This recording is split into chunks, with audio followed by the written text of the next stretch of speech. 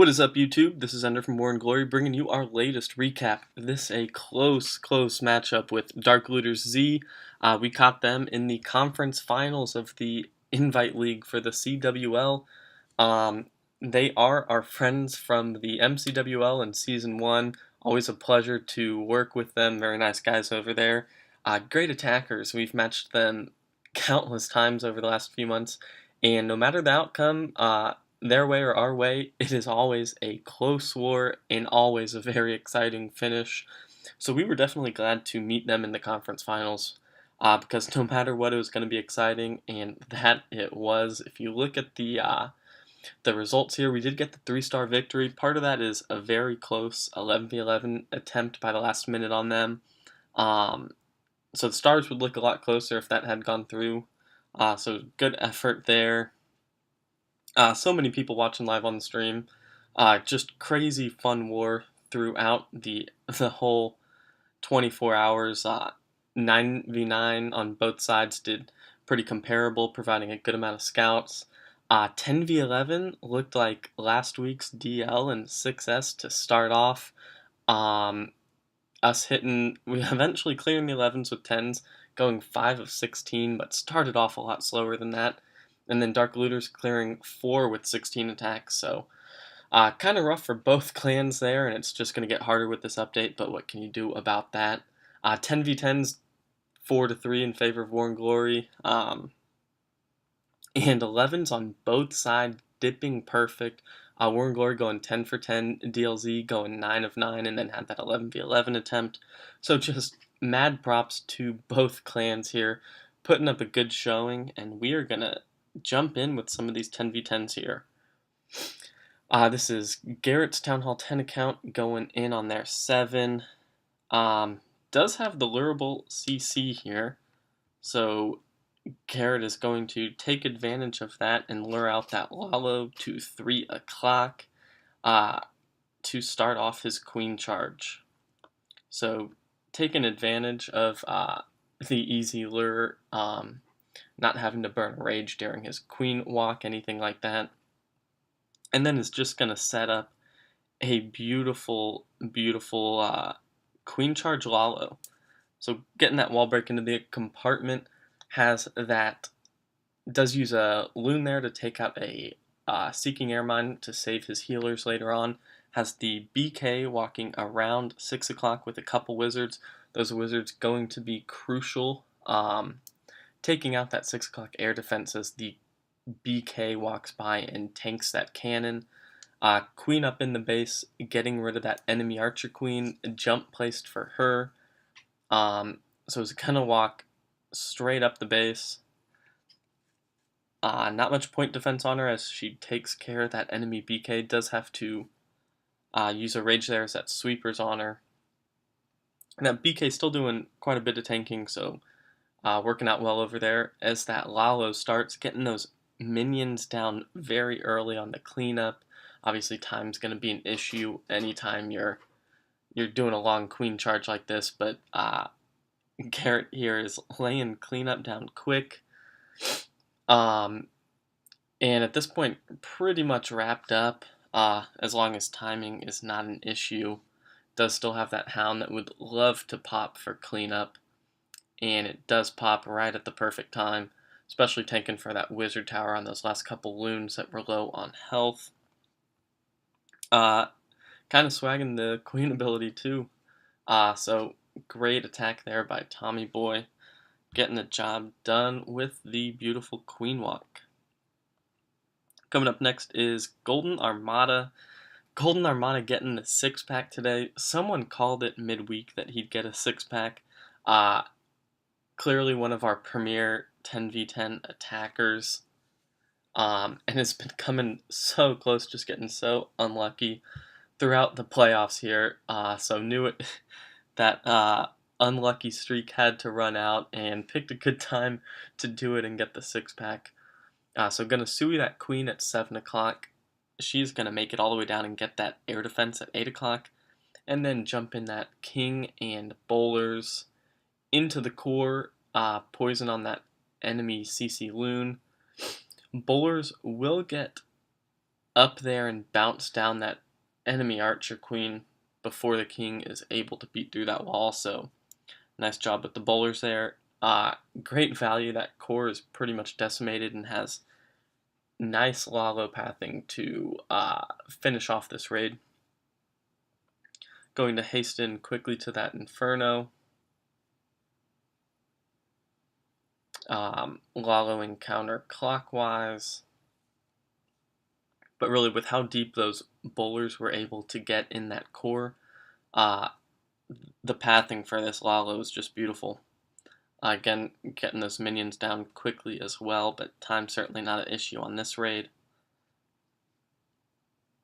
And enough loons to get the job done and work on some cleanup. Unfortunately, they're going to start with those ground skeletons. And that is the first of Golden Armada, so we will check out the second 10v10 of his 6-pack this war momentarily. I think we're first going to look at a 10v10 by Albert. Yep, coming in on their 20.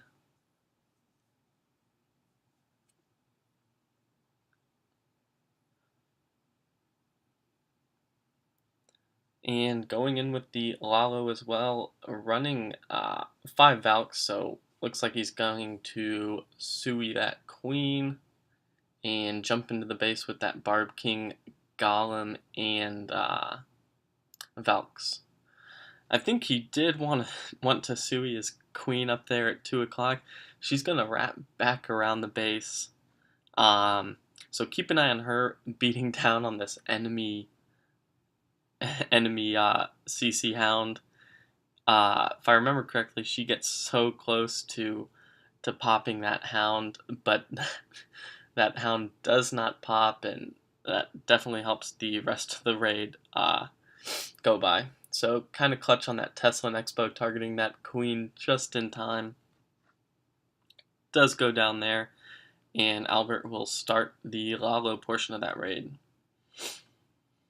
So starting at 5 o'clock, heading straight, the pathing works out well with those sweepers, getting rid of that Tesla farm quickly and pathing straight into that Inferno. Going clockwise, going to end with 2 Wizard Towers and 2 Expos at 12 o'clock. So we'll haste up there, and then has a back-end heal that is going to give those loons some life support as they work in that back end of the raid. It does have a one loon there to distract that Wizard Tower. So good distraction there, saves a lot of loons and easy cleanup. So very nice Albert with the barely suicide Queen Lalo there. And finishing up with the 10v10s, we are going to look at Golden Armada, his second attack of the 6-pack. And again, watch the Queen on this raid. She gets just insane value. Just like Albert's, I'm not sure if the plan was to suicide her or not. The way Golden Armada orchestrates some of these attacks, I'm sure this is exactly what he planned. I don't have that vision. But that Queen, after knocking out a couple defensive buildings over there, is going to wrap around, meet up with the bowler, BK, and a couple Golem kill squad. While breaking in, then jumping to the core, has the poison down to cover that CC Loon and Queen. Obviously, Golden Armada's Queen is still up here, and she's actually going to get a little bit of health back as she jumps over that wall into that heal spell. With that ability hit, plenty of archers there to help take out those pups as the Hound did pop. But this Queen, as that Lalo is coming around the base, I think this Queen is going to get a couple shots off on both Inferno towers. So just insane value from the Queen here. I have a feeling if it were my Queen, she would have been beating a wall and dead the first 30 seconds of this raid. So just beautiful attack by GA here. Still has 2 Hounds up here at the end. So you'd think time would be an issue. without many pups around the base, but does have enough minions there, and that queen surviving the whole raid definitely speeds it up. So shout out to GA coming in clutch with the 6-pack. Huge war from him there. And getting into some 9v9 action, we are going to look at an attack by Rohan here. Rohan came in just like GA with the 6-pack. Rohan's fresh. Both attacks were beautiful. I didn't watch every Town Hall 9 attack this war, but both were some of the favorites. I'll just show his first here. I am a sucker for dragons, so anytime anyone gets a triple with dragons, going to be a candidate for making the recap. So Ganasui Heroes here at about 10 o'clock has a very nice wall breaker here to get into that 2 air defense compartment. That queen's going to take down that barracks there, which is pretty key for funneling his dragons for the second part of this raid. Does get that sea sealer. Queen able to take that down and then still get 1 more air defense there before she is ultimately taken down. So nice open there with the heroes. Got good pathing for the dragons to kind of start at 11, 12-ish o'clock and just kind of circle their way through this base. Sweeper's not going to be much of an issue. Has 3 rages, a couple poisons, and a heal. And does have some loons in the bag there that will be able to direct target that air defense at the end of this raid when there's dragons taking that air defense.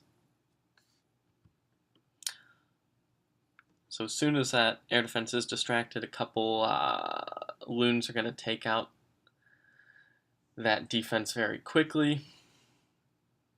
From there, the only trouble is that Tesla farm at 6 o'clock does have a rage for it. So again, those dragons going to do some tanking there on those Teslas, and those raged up loons and dragon are going to take it out very quickly. Has plenty of troops here to finish off the base. So well done to Rohan here with the fresh 6-pack. One of a couple in More and Glory. Obviously the 9 performed pretty dang well and had some good scouts for us too. So all across the board, just an outstanding effort here by War and Glory. We are pumped to be in the championship. That'll be in 2 weeks against Dark Looters. It's exactly where we wanted to be. So can't speak enough for the whole clan on how proud we are of making it this far. And then want to give another shout out to Dark Looter Z. Again, always a tough war against them. Really solid, very skilled clan over there. Nice and respectful too.